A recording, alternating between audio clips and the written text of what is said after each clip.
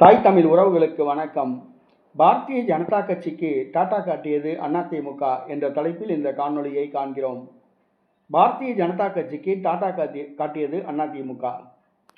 1998ஆம் ஆண்டு இந்திய பாராளுமன்ற தேர்தல் நடைபெற்றது.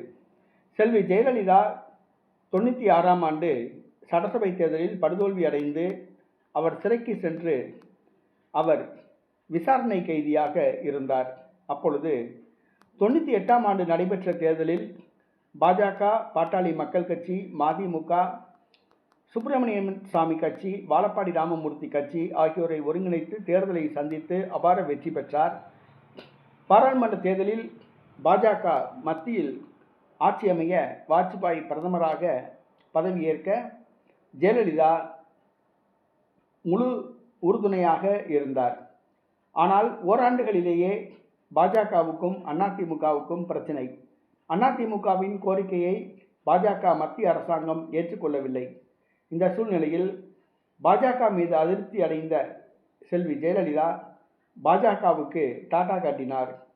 ஓராண்டுகளிலேயே வாஜ்பாய் அரசுக்கு அளித்து வந்த ஆதரவை வாபஸ் வாங்கினார். இந்தியா முழுவதும் உள்ள எதிர்க்கட்சிகளை ஒருங்கிணைத்து வாஜ்பாய் அரசுக்கு எதிராக நம்பிக்கையில்லா தீர்மானம் கொண்டு வந்து அந்த அரசாங்கத்தை தோற்கடித்தார். வாஜ்பாய் அரசு ஒரு ஓட்டு வித்தியாசத்தில் கவிழ்ந்தது. மீண்டும் 99ஆம் ஆண்டு தேர்தல் நடைபெற்றது. அப்பொழுது கார்கில் போர் நடைபெற்றது.